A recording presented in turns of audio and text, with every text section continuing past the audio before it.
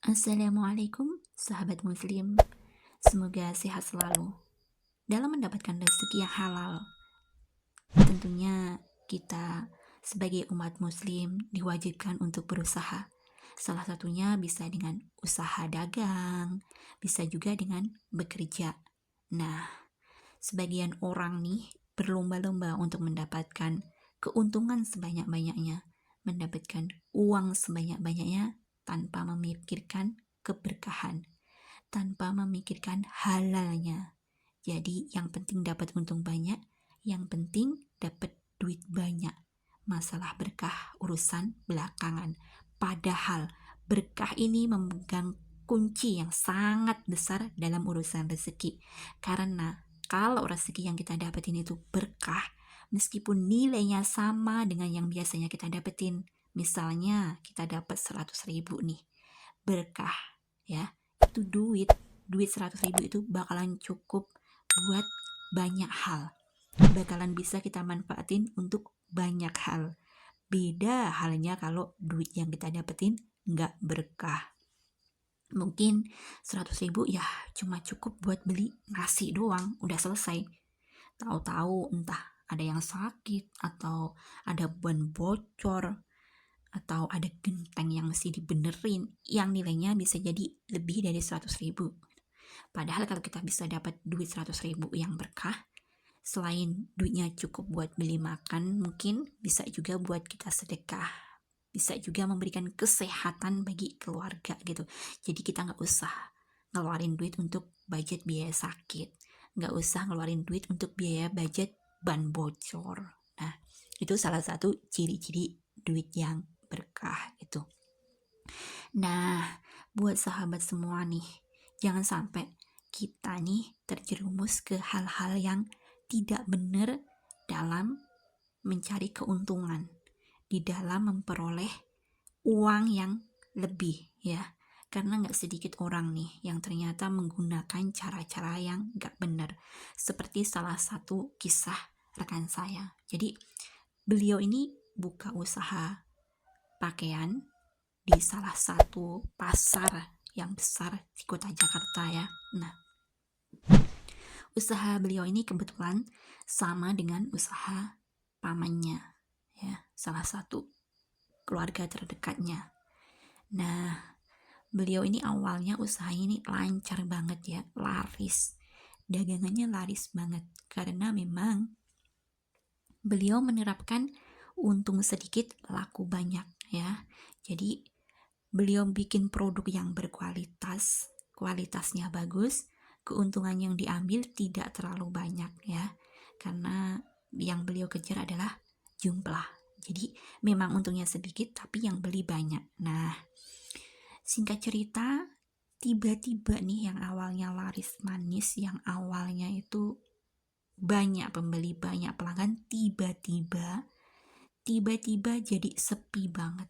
Sepi banget. Yang beli bisa dihitung jari, dan lama-lama karena biaya sewanya juga mahal, beliau ini udah mau gulung tikar. Beliau pun mencari tempat sewa di tempat lain, pindah tempat. Nah, kebetulan pas beliau ini pindah tempat, ada beberapa pelanggannya ya, yang di pasar yang lama itu ngomong gini, toko kamu ini kok setiap hari tutup ya?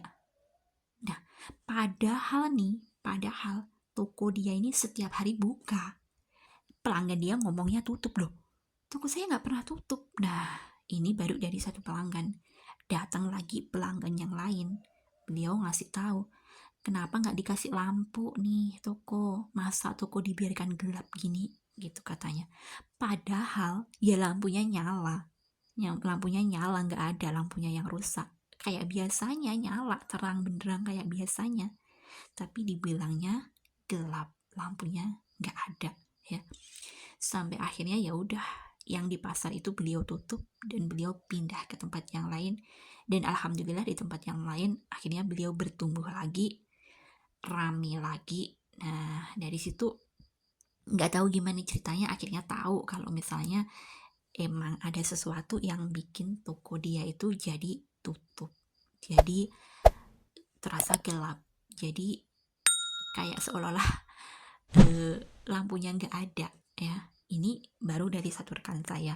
Nah, ada satu lagi nih rekan yang lain. Beliau ini baru aja buka rumah makan ya. Beliau buka rumah makan penyetan sama jus durian saat itu.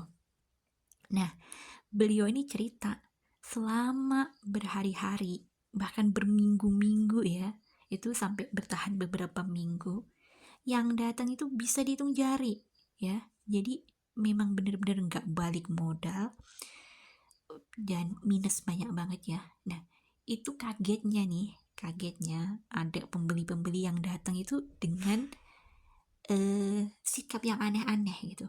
Jadi ada satu pembeli yang datang ngomong gini, "Pak, saya mau beli benang sama jarum." Nah, dia ini kaget loh, kita ini rumah makan, bukan jualan benang sama jarum. Kok bisa nyari benang sama jarum di sini? Nah, si orang yang mau beli ini, loh, masa sih Pak ini rumah makan? Saya kira ini jualan ini loh, alat-alat jahit. Nah, ini kaget banget, gimana ceritanya wong terpampang baliho besar, itu gambar-gambar makanan, rumah makan besar. Kok bisa-bisanya dia bilang di situ jualan benang sama jarum, bahkan alat-alat jahit.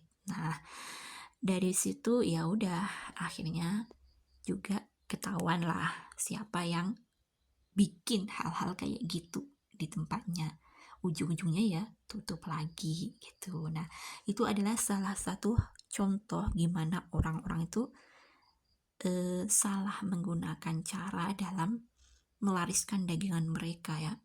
Kadang sebagian orang berusaha untuk bikin dagangannya laris dengan menjatuhkan yang lain, dengan menutup usaha yang lain gitu, menutup usaha orang lain ya, menghancurkan usaha orang lain gitu. Nah, jangan sampai kita memilih jalan-jalan yang kayak gitu demi melariskan dagangan kita, demi mendapatkan keuntungan yang lebih, demi melanggengkan pekerjaan kita gitu. Nah, ternyata di dalam Islam ada cara-cara gimana biar usaha kita itu lancar, biar dagangan kita itu laris, biar pekerjaan kita itu lancar, apa yang kita dapetin itu berkah. Nah, kita diajarin tuh sama para ulama, para habaib. Nah, kita contoh dong cara itu, kita pakai cara itu ya.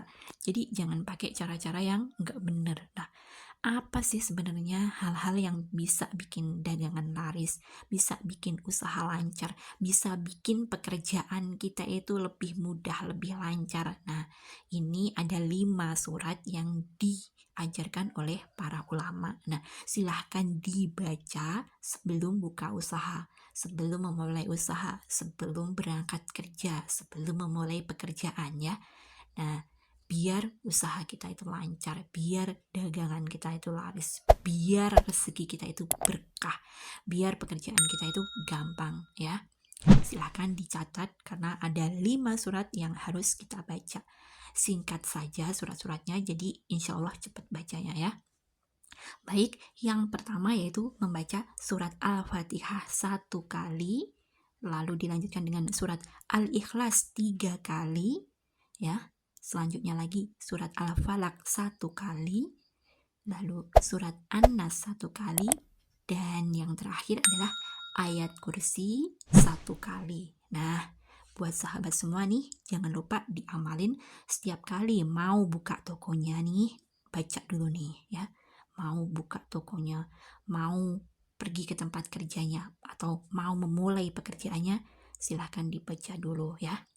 Jadi silahkan gunakan cara-cara yang memang dibenarkan, cara-cara yang memang baik dan benar. Baik sahabat semua, demikian semoga berkah manfaat dan sampai jumpa di video kami selanjutnya.